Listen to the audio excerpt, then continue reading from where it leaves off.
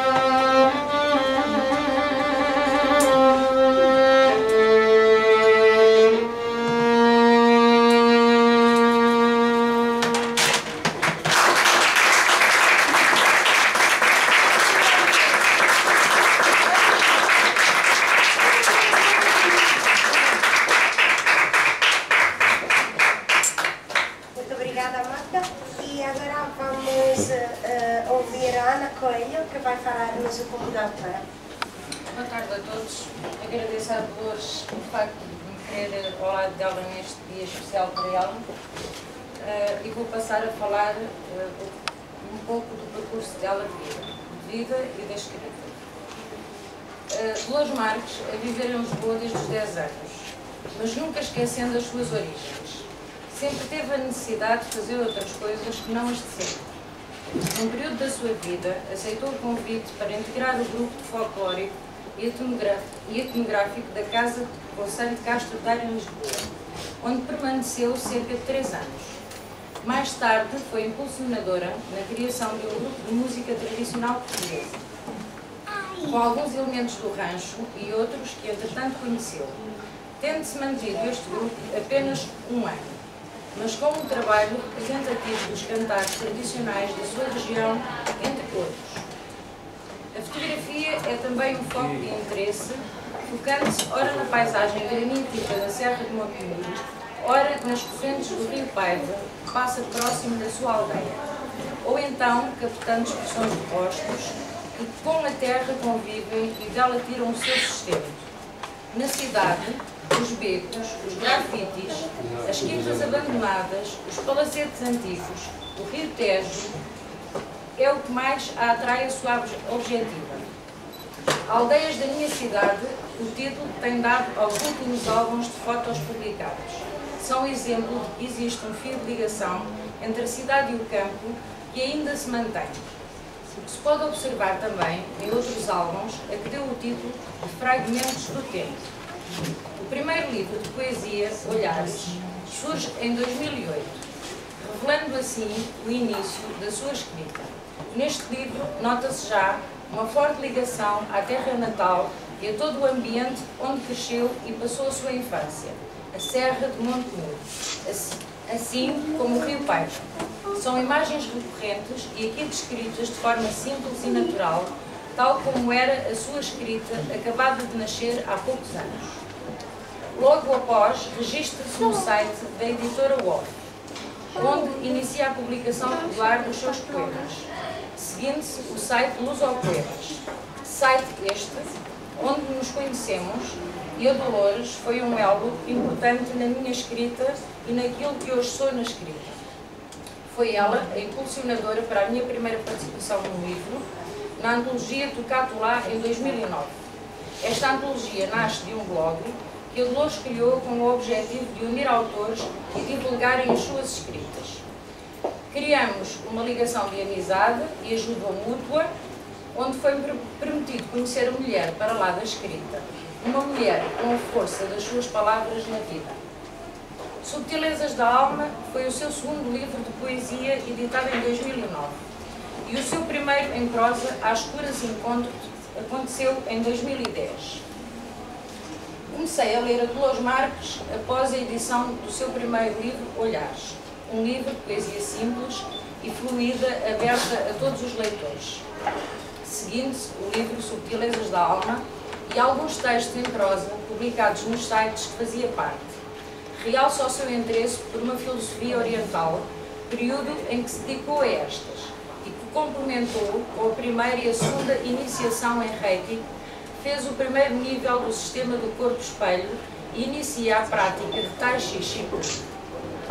Os temas que apresenta na sua escrita vão se alternando com o passar do tempo, querendo dar ao leitor e a si mesma a autora e não a mulher. Dolores Marques inicia uma separação da sua escrita. Dolores Marques desaparece dando voz ao perfil Onyx, Matilde Onyx. Pouco tempo depois surge Dakini, a necessidade da revelação de um eu mais realista, mais terra, mais ar, mais fogo, mais água, um todo tendo como ponto limite um ponto no espaço infinito. Um céu maior, os fluxos migratórios das gentes da terra provocaram o seu encontro com a cidade onde vive há cerca de 50 anos. Mas, mais uma vez, volta às origens, notando-se em Urvam os Lobos e outros textos que a sua inspiração vem de lá, das terras altas. Mais tarde surge com outro perfil, Epifania. Aqui manifesta-se um eu oculto, que se revela em vários momentos da sua escrita. As publicações são, na sua grande maioria, em prosa, e os temas muito diversificados. Ora terra, ora ar, ora fogo, ora água.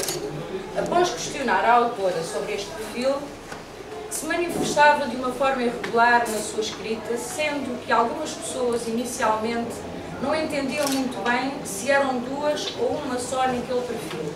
Pessoalmente gostei muito desse perfil e das duas vozes que falavam ao leitor. Confidenciou-me que levou algum tempo a entender quem dialogava com ela e a levava a escrever aqueles diálogos e só poderia ser a Dakini.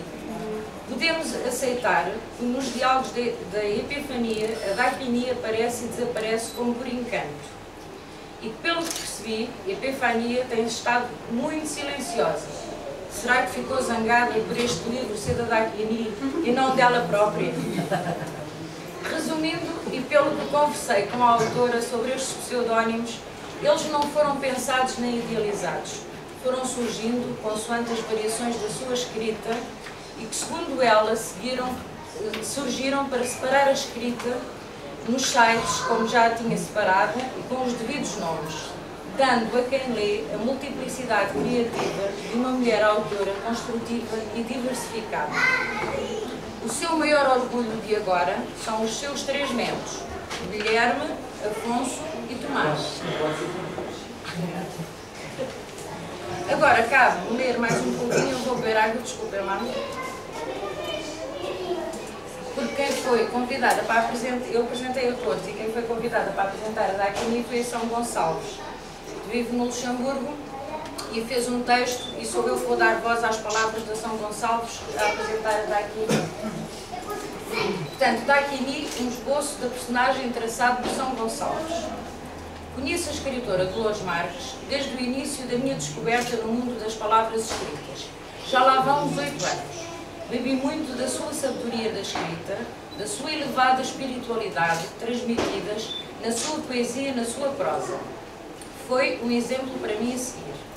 Foi com a sua ajuda e a sua mão que comecei esta aventura da edição dos livros com a primeira antologia Tocato Lá. Convidada a apresentar a Daquini, um dos seus muitos eus femininos, na sua escrita, disse logo que sim. Primeiro, porque era para mim sempre uma honra e um privilégio estar perto da Dolores nestes momentos. Como é para mim um desafio enorme traçar o perfil da sua outra metade, a Daquini. Quem é a Daquini que hoje aqui se apresenta com a edição do seu primeiro livro de poesia? Tentarei responder a esta pergunta à luz das minhas leituras e das minhas pesquisas antigas e recentes, de obras que possam ajudar na descodificação, a minha, da mulher e da leitora que fiz dos seus poemas. A primeira personagem que me veio à ideia para comparação foi a personagem Quina, a sílbila da escritora portuguesa Agostina Bessa Luís. Mas ao estudar mais profundamente a personagem, logo achei que, apesar das semelhanças se justificarem apenas pelo espaço em que a Daquini nasceu, as raízes familiares, o espaço rural, a profunda ligação à natureza e aos seus mistérios, e de ambas serem possuidoras de uma sabedoria profunda acerca de todos os ritmos da consciência, do instinto, das forças telúricas que se conjugam no fatalismo da continuidade, pouco mais havia para extrair da sílaba, a que me justificasse a força que é Daquini. Segundo a doutrina do budismo, Daquini pode ser compreendida como uma deusa ou uma deidade feminina. No idioma tibetano, o termo Daquini é Kamandra, que significa aquela que atravessa o céu, ou a que se movimenta no espaço. As Daquini são entes femininos energéticos que invocam o movimento da energia do espaço. Elas representam um caminho da transformação das energias negativas em energias luminosas. Representam também o desnudamento mental, livre de todas as sombras. Ao fazer esta leitura das divindades tibetanas, lembrei-me de um livro que li há uns anos que me marcou profundamente, O Feminino Reencontrado, de Nathalie Durel Lima, onde, num estado profundo, explica em como as mulheres modernas tinham que fazer uma caminhada interior através dos arquetipos e de mitos femininos e, assim, desta forma, reequilibrar com consciência a poderosa beleza do feminino, reencontrar o poder da deusa interior. É nesta caminhada que eu encontro Daquini, a mulher de Dolores Marques, na sua caminhada interior, para encontrar a sua deusa interna, aquela que melhor representa o seu desnudamento mental. Uivam os Lobos é o título do primeiro livro. Já a psicanalista Clarice Piccola Est, no seu livro Mulheres que Correm com Lobos, desmistifica e compara o papel dos lobos e da mulher nas sociedades modernas, ao investigar o esmagamento da natureza instintiva feminina. Clarice descobriu a chave da sensação da importância da mulher moderna, abordando 19 mitos e lendas. A mulher pode emergir dos longos condicionamentos culturais e encontrar a loba que vive em cada mulher. Dakini é então esta mulher que encontrou a sua deusa interior. A sua força provém dos ciclos da terra, da profunda ligação às suas raízes mais profundas, da sabedoria da terra, da sensibilidade e da paixão pela vida. Dakini é um exemplo a seguir de como em todas nós há uma deusa interior a descobrir, uma loba que espera libertar-se e uivar o seu próprio hino como cânticos de libertação e desnudamento. São Gonçalves.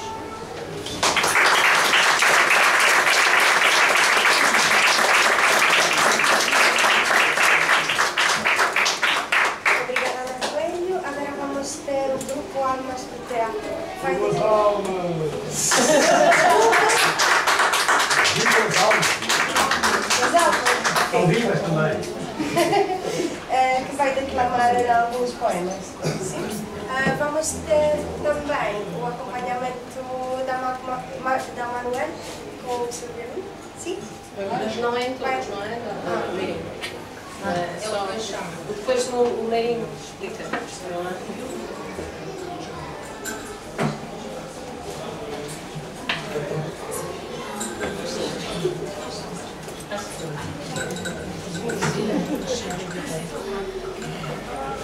Línguas de fogo. Traziam campainhas a chocalhar nos montes e nas mãos línguas de fogo de outra inspiração chegada cedo de lugares primitivos.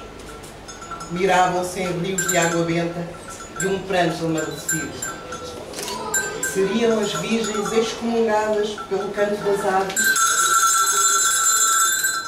apenas atalhos remendados e restos de eras disseminadas pelo luar certeiro da noite.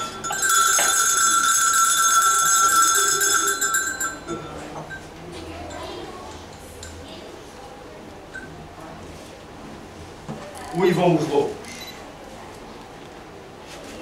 Ouvir o som de uma voz inquieta, quando nela descansa um luar enfraquecido, é saber que está além e não aquém do saber, quando já tudo se ouviu e tudo se ouviu nas correntes de um rio. Nas correntes de um rio. Ouvir o caminhar das águas, quando ali flui um olhar já extinto pelas enxurradas do verão, é continuar a ter enchentes na voz e afluentes na foz em noites de lua cheia.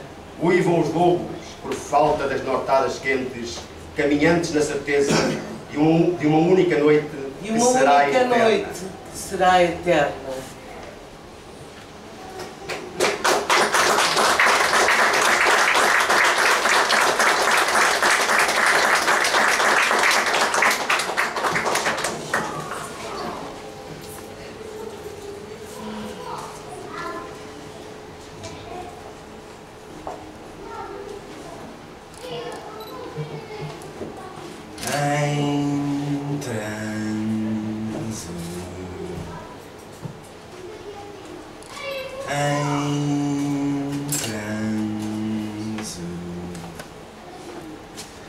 Onde moro é escura no pranto, ladainha surda como um lobo de matilha, na voz clara viva de amianto. O beco onde te encontro é mansão de luas novas, calafetados dos lareios, onde um isolado lobo vive. Uivo quente, mas eloquente, em transe por mais, sempre mais calafrios.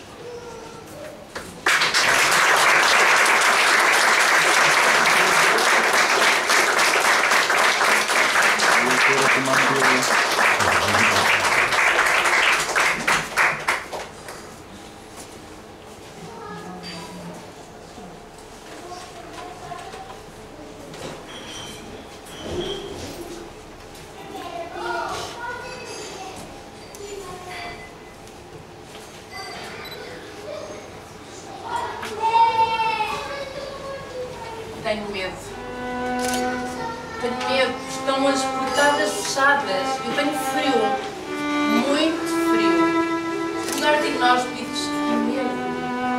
Muito medo. Saçarmos brancos. Vivo na história dos chacais.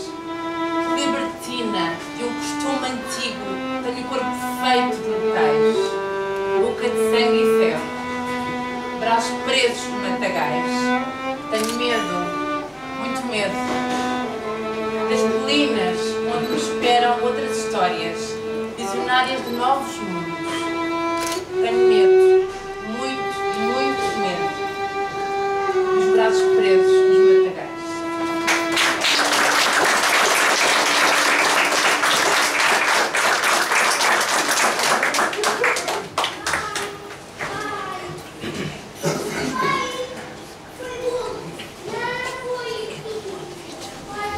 Caiu-me mel.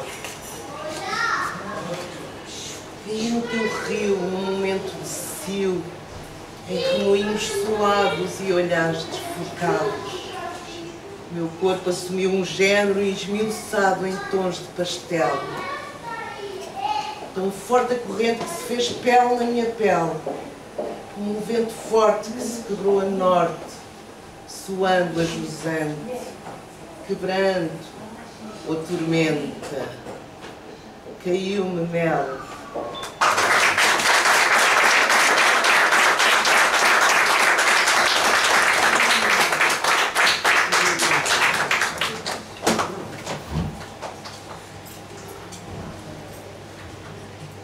É a hora de te colocares de pé. Deixa os uivos ao vento, entende os sinais dos tempos, de eras e luas novas, e quem as lê. É agora o exato momento de te colocares de pé. Levanta as patas dianteiras e caminha, mas firme na tua fé. Lembra-te do homem inteiro que, por ser o primeiro, se manteve ereto, mas do pó se faz pó e nada é. É a hora de te colocares de pé.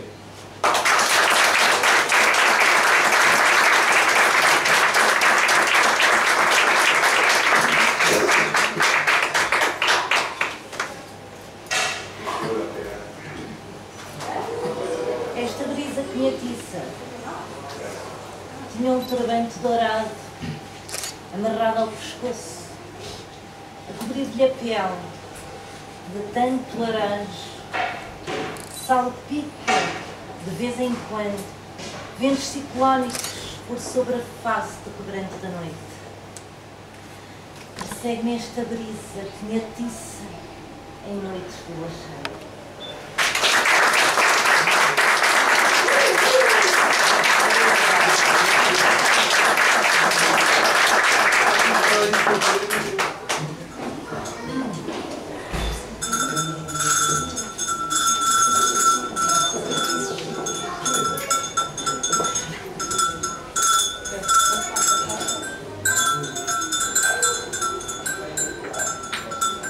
Já me vi em dias de sol, sem sol. Já me vi em dias de sol, sem sol. Que pela peneira se repartia à tarde no quintal. Havia lamúrias em surdos, parecia um vento nas levadas. Havia silêncios no entardecer que brincavam às escondidas nos arvoredos. Haviam caminhos longos a fazerem-se breves nos meus passos ainda frescos. Já me vi em dias de sol, Sem sol. que pela manhã enchia as colinas. Havia gigantes adormecidos no caminho das giestas. Havia trôpegos corpos a escutar o canto dos pássaros. Havia gente que não sabia ser gente. Já me vi em dias de sol, Sem sol. a sacudir o sino da capela. Havia chuvas pelos campos a encher as últimas pegadas. Havia raízes terras a nascer nas enseadas. Já me vi em dias de sol, Sem sol. a engolir os últimos sacramentos. Havia engomava as árvores, ainda de pé. Havia a brisa nas suas folhas seguidas. Havia chocalhos escondidos nos matagais. Já me vi em dias de sol, Sem sol. a A ver ver será se um único ponto. onde o olhar se perde no horizonte.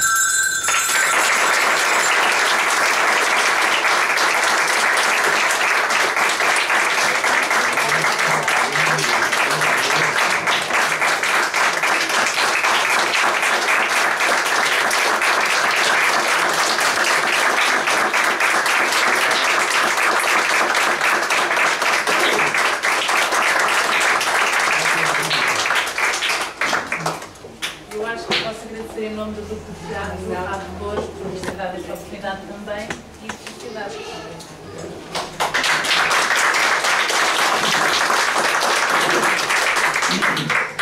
E agora vamos ouvir a intervenção do Filipe Campos Melo, que vai falar mesmo cultural. Muito obrigado, boa tarde a todos.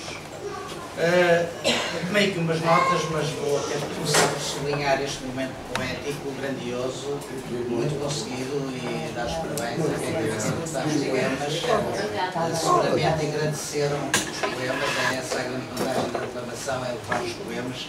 Portanto, não posso deixar de registrar isto ao mesmo tempo contra mim, porque na apresentação que tinha preparado tinha também algumas citações de poemas e, portanto, vou-vos pedir desculpa se repetir alguns, que seguramente não com tanto brilho, mas enfim servem para ilustrar o encadeamento desta apresentação. Começo por agradecer o convidado hoje, é uma querida amiga que me estimo, e dizer que estou aqui hoje com muito gosto, e cabe-me então a apresentação deste livro. Ora, a primeira tarefa para quem pretende apresentar um livro é ler o livro, naturalmente, e foi isso que eu fiz. Acontece que, efetuada essa tarefa, surgiram-me vários questionamentos. Esclareço nenhum em relação à qualidade das palavras que hoje são aqui apresentadas, uma vez que reconheço nesta escrita uma evidente profundidade e sensibilidade, características, aliás, que sempre encontro na poesia de Dolores. Mas uma hesitação prolongada quanto ao fio condutor desta apresentação. É que, após ler e reler demoradamente o livro, surgiram instintivamente inúmeras ideias e formas de o abordar. E, de facto, talvez seja apropriado falarmos de abordagem quando nos dispomos, como foi o meu caso, a invadir as palavras de outra pessoa. Embora deva confessar que, terminadas as leituras, a sensação que ficou foi de que, afinal, foi o texto que me invadiu, nomeadamente numa pluralidade de inquietações. Aliás, se me permitirem voltar a referir, as declamações penso que demonstram isso mesmo. A inquietação que este verso tem. Enfim, nesta dúvida, quanto ao fio condutor da apresentação, resolvi deixar as palavras repousar durante uns dias, até que, em determinado momento, uma frase feita se tornou um eco predominante. Não se deve voltar ao lugar onde fomos felizes. Devo esclarecer que definitivamente não concordo. Eu pessoalmente recuso-me a voltar aos lugares onde fui infeliz. Mas na verdade, todos nós, inevitavelmente, mais cedo ou mais tarde, regressamos a esses lugares. Esta ideia de não voltar ao lugar feliz impôs-se assim como ponto de partida para esta apresentação. E como o improviso absoluto é sempre absolutamente imprevisível, eu vim munido de umas notas que me vão permitindo que escreva a utilizar. Ora, não se deve voltar ao lugar onde fomos felizes. Ora, regressar a um lugar, percorrer um caminho anteriormente percorrido, é sempre uma peregrinação. Poderíamos talvez dizer o conceito dizendo que uma peregrinação é o caminho que um devoto, voluntariamente, se predispõe a fazer rumo a um lugar que crê ser sagrado. Assim, uma peregrinação é sempre uma rumagem motivada numa crença. Às vezes é prece, promessa ou profecia, outras vezes é autopunição e até via para a redenção de um pecado passado. Há, contudo, na sua variação conceitual, constante e inquestionavelmente, um traço de religiosidade que lhe é indissociável. E se assim é, para perceber uma peregrinação, é absolutamente necessário, antes do mais, perceber por que determinada pessoa se predispôs a efetuá-la. Mais ainda, quando sabemos que peregrinar tem quase sempre imanente uma ideia de penosidade e de sofrimento. Esta é a minha fundamental e primeira convicção: este livro é uma peregrinação. É certo que, enquanto caminhar, uma peregrinação implica movimento, mas, todavia, peregrinar não exige necessariamente um deslocamento físico, nem o seu percurso é necessariamente medido em metros. A invocação interior de uma memória é seguramente uma deslocação, mesmo sendo, como reconheço, uma deslocação inerte. Esse movimento, aparentemente imóvel, reconduz-se como pensamento, e o pensamento, pela sua interrogável essência, estático nunca é. Assim, quando é só pensamento, a peregrinação é um vaguear, um percorrer de lugares passados, nos quais, bem sabemos, a angústia sempre nos assoma e confronta. Pela própria natureza do passado, que por o ser não volta mais. Mas se o passado, precisamente por ser passado, não volta, a ele, o passado ser, podemos nós regressar. Assim se pode encontrar nos primeiros versos do primeiro poema a anunciação de um caminho. Traziam campainhas a chocalhar nos montes e nas mãos línguas de fogo, de outra inspiração, chegada a ser de lugares primitivos. O Ivão dos Lobos é então, dizia, uma peregrinação. Um regresso ao passado, seguramente, ou como diz o verso, aos lugares primitivos. Não deixa, aliás, de ser curioso notar que, em latim, a peregrinação diz sperados, ou seja, pelos campos. É um regresso aos lugares, mas é também um regresso a um eu interior e anterior que se auto-observa. E, de facto, no livro, pelo verso, o sujeito poético retorna à terra inicial, mesmo recriada, como bem se refere no prefácio deste livro. Neste prefácio, aliás, muito belo, e que enriquece o livro, desenvolve-se a ideia dessa umbilical ligação do verso à terra, tantas vezes infértil. Da indissociável raiz da palavra, que se escreve num palco de memórias, onde se encena, citando o prefácio, todo um imaginário que acompanhará a autora ao longo da sua vida, despertando tanto medo quanto fascínio. Afirmação que o verso confirma. Estão as portadas fechadas e eu tenho frio. Muito frio dos lugares inóspitos. E medo, muito medo dos assaios brancos. E quando assim é, voltando ao prefácio, nenhuma defesa será suficiente contra as raízes que se estendem da terra até ao homem, fixando-se nas redes inefáveis e inevitáveis da sua memória. Ora, é exatamente através desta memória que se inicia esta peregrinação ao passado. É um regresso a um determinado tempo, um tempo inicial, percorrendo os campos, voltando à fonte da inspiração original. Mas não só. O sujeito poético, o observador, parte de um tempo presente e regressa aos lugares passados através da memória, recriando esses mesmos lugares. Mas também, num movimento ambivalente, projeta-se no futuro, mimeticamente antecipando o devir, poeticamente o pressagiando. Como diz o verso, tenho medo, muito medo das colinas, onde me esperam outras histórias visionárias de novos mundos. Como referi, para perceber uma peregrinação é necessário compreender a motivação que a sustenta. Dispus-me assim a tentar perceber qual a motivação deste livro, desta peregrinação. Ora, uma das pistas mais imediatas é a percepção da sistemática em que o livro se estrutura. O livro é composto por 2 capítulos e, diria ainda, por um epílogo. Função que atribuiria ao último poema, Já me vi em dias de sol sem sol, para mim, aliás, talvez o mais belo e profundo poema deste livro, como, aliás, acabou de ser demonstrado através de uma encenação que realmente ainda leva mais o poema para além da força que ele já tem.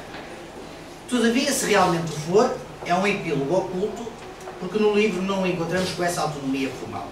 O que encontramos é um primeiro capítulo intitulado Mimetismos e um segundo capítulo intitulado Públicos. Ora, poderíamos dizer que mimetismo é a semelhança que um determinado ser ou organismo adquire por influência do meio onde se insere. É, no fundo, a adaptação a uma realidade através da sua replicação. Estamos aqui, portanto, perante o conceito da evolução convergente. Na verdade, como sabemos, todos somos objetos de socialização, quase sempre de forma intensa, muitas vezes forçada. E cada vez mais vivemos numa sociedade mimética. Do ponto de vista das espécies, de referência inevitável em função do título do livro, o mimetismo é um processo de evolução da espécie, resultado da sua mútua interação, que conduz a uma harmonização ou padronização de comportamentos. Neste livro, O sujeito poético figurado é um lobo, melhor, uma loba, que, se assim podemos dizer, deixa a alcateia, caminhando agora solitária num percurso que procura a compreensão do mundo onde se insere, mas que é simultaneamente um percurso de autocompreensão. Este primeiro capítulo do livro é assim o regresso ao passado, à Terra, e aqui vamos encontrar o sonho, às vezes pueril, a crença, o amor, o conceito primeiro, o amor original, mas também a desilusão, a descrença e o desamor que logo lhes sucede. E assim sendo, existe também, imerso ao verso, uma ideia de evolução divergente, na medida em que, percebendo a sua mimética aculturação, num olhar ao espelho, o sujeito poético rebate-a, questiona, rebela-se. Na verdade, há aqui uma ideia de destino, a ideia de uma predestinada convergência com o mundo que não era o pretendido, mas que é o mundo efetivamente presente, o mundo existente. Assim diz o verso. Não sei porque te desenharam o rosto, te deram formas, ignorando o simples facto de te saberes uniforme. Dizem que os lugares se alteram com a passagem do tempo. Mas muitas vezes, o passar do tempo altera ainda mais a pessoa que o observa. Talvez os lugares nunca sejam exatamente iguais, mas certamente diferente é o sujeito quando a eles regressa. Assim, este movimento de regresso nunca se chega a desprender completamente do presente que o observa, e por essa razão sente-se no verso uma profunda nostalgia, às vezes saudade, às vezes confirmação, outras vezes até crítica.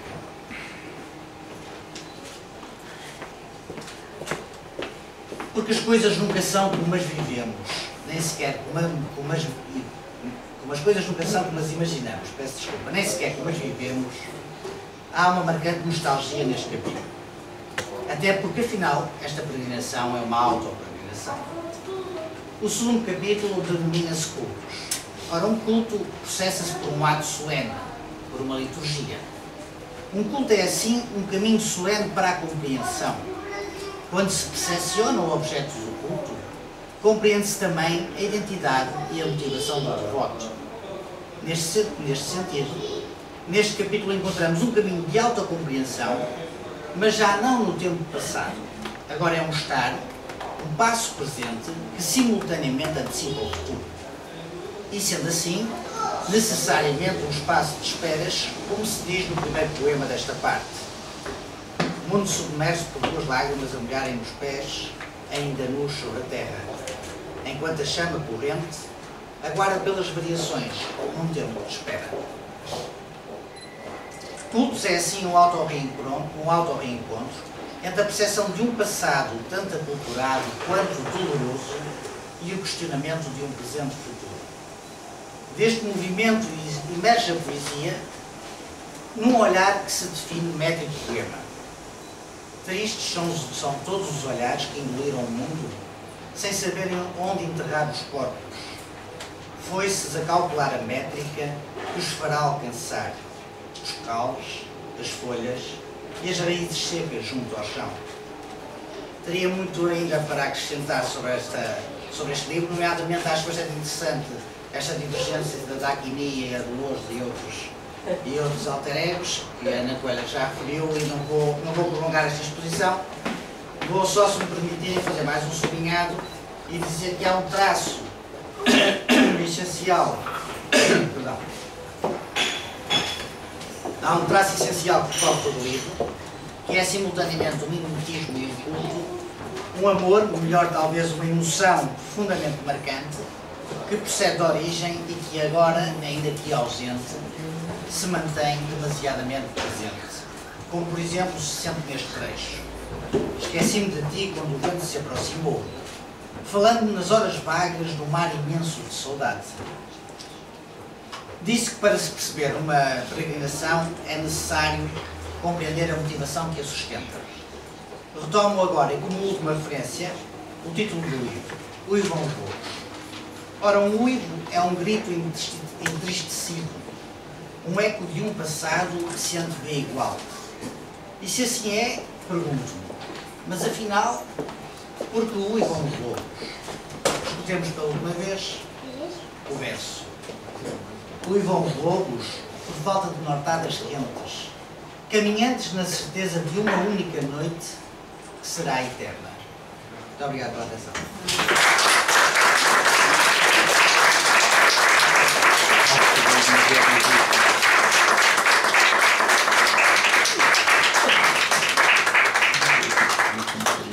Vamos apresentar agora um traje folclórico na Casa do Conselho de Castro Daire.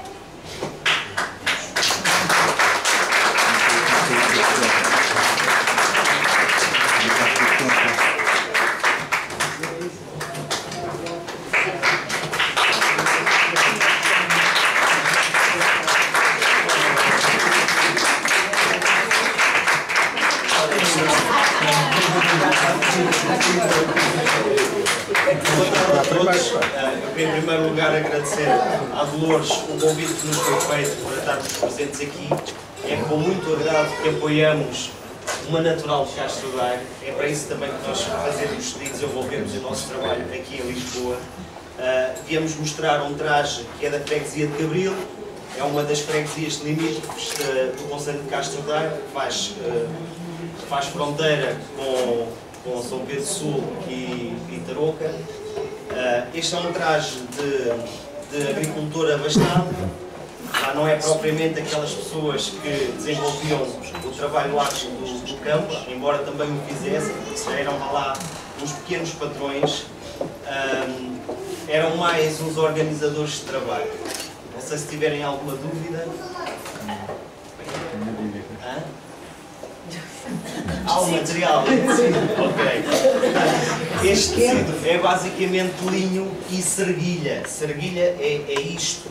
É linha de linho tecida com lã. É serguilha. Isto era bastante agradável no inverno, naqueles invernos rigorosos. Agora no verão é um calor que não sei.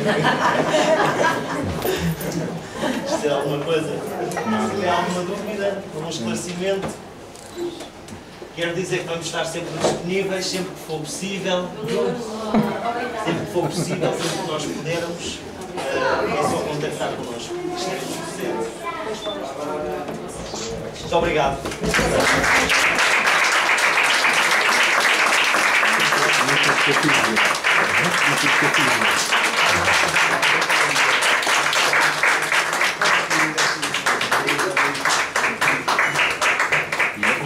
Todos em fundo, vamos ouvir a outra. Já sou eu.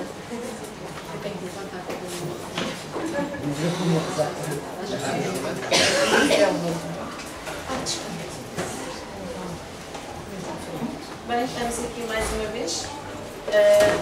Este é o primeiro livro da Naquini, mas a maior parte das pessoas que estão aqui já estiveram comigo desde 2008, quer poetas, quer amigos, família, já me acompanham desde 2008, portanto já sabem mais ou menos, apesar do texto da Ana Coelho e da São Gonçalves, mas já quase todos sabem o que se passa com a minha pessoa, com a minha poesia e com tudo.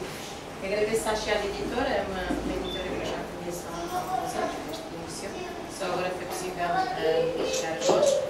Agradeço terem permitido concretizar mais este projeto.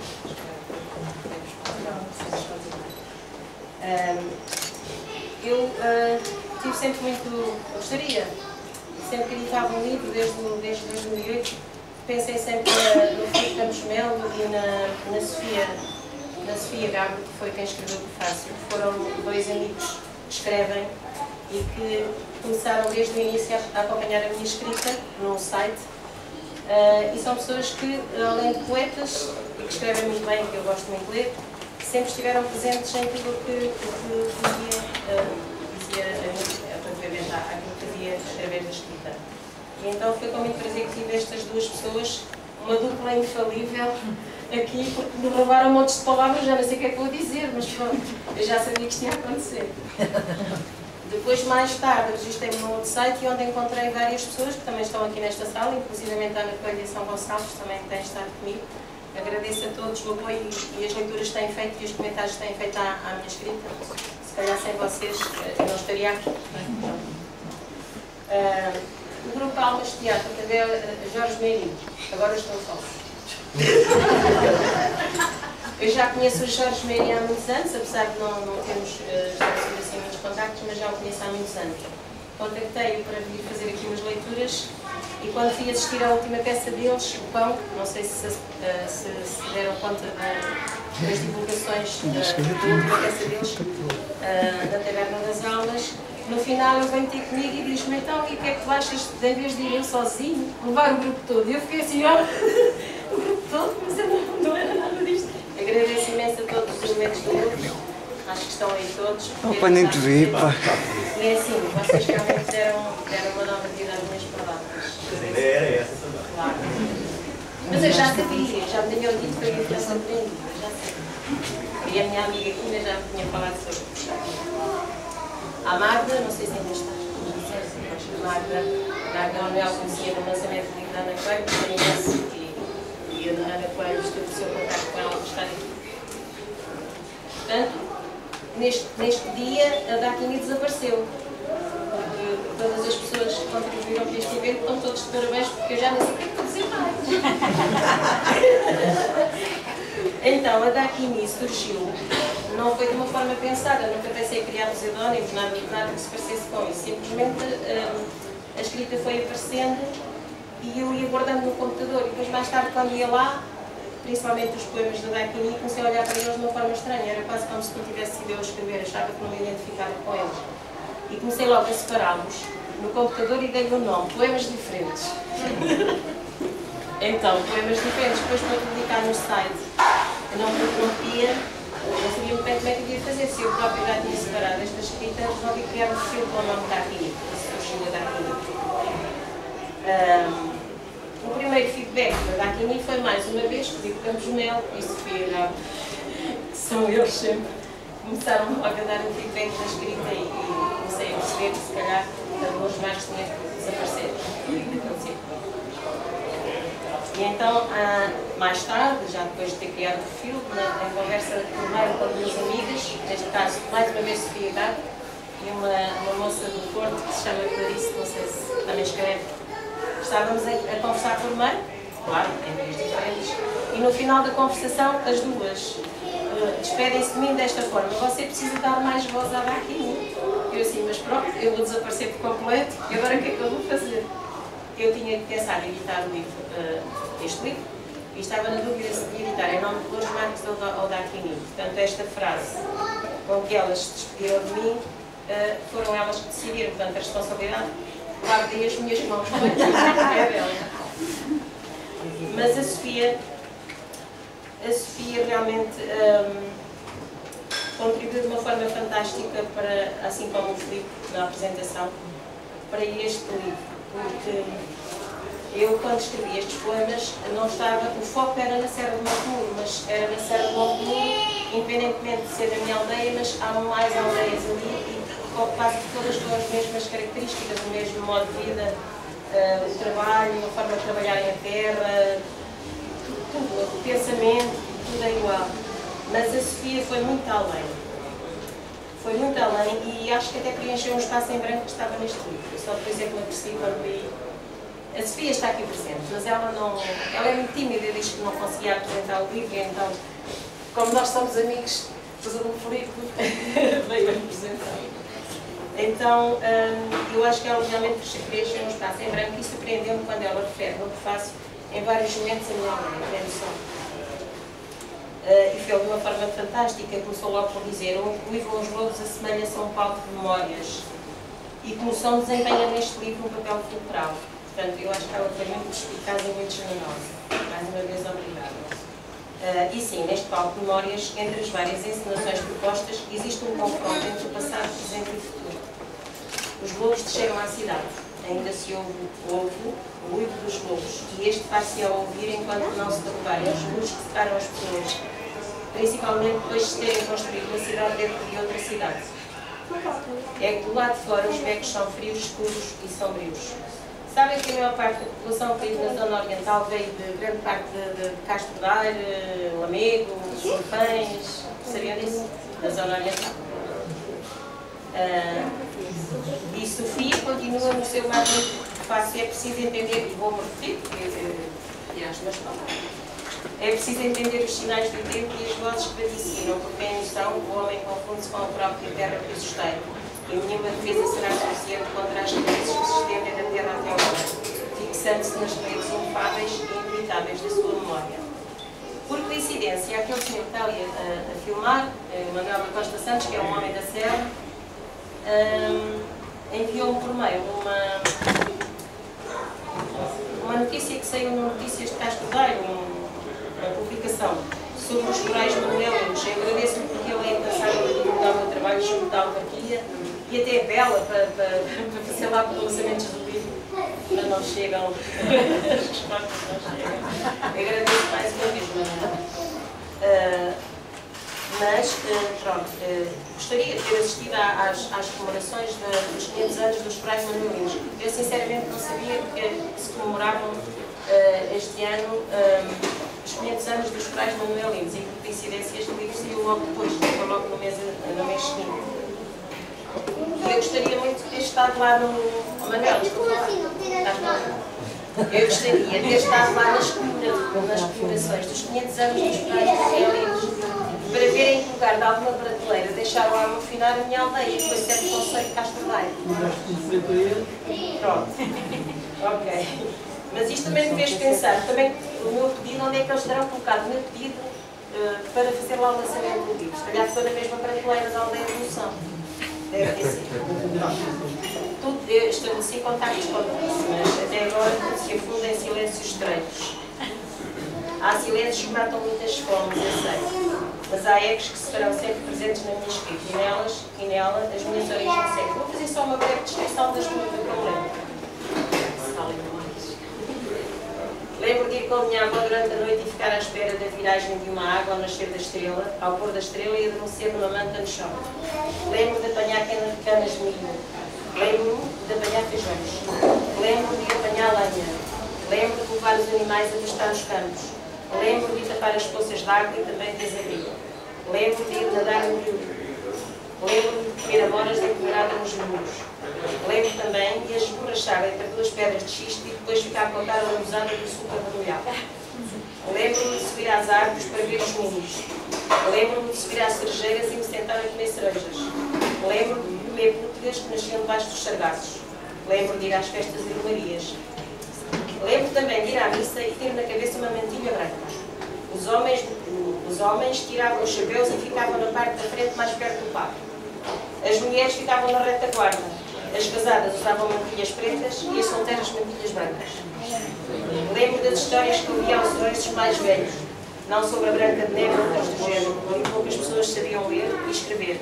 Contavam-se outras histórias que passavam de geração em geração sobre lobisomens, bruxas e plumieiros.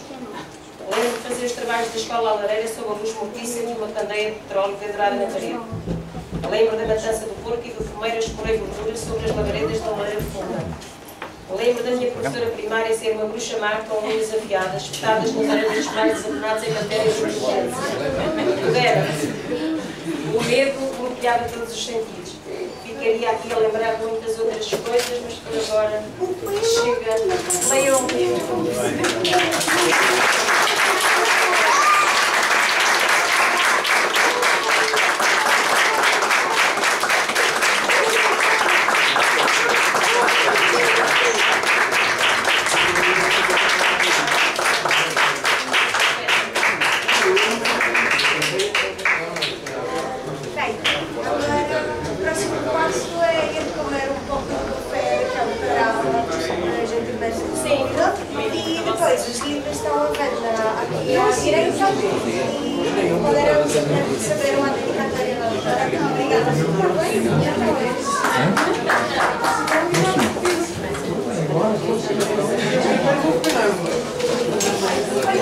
Ainda não tiraste uma fotografia com ele?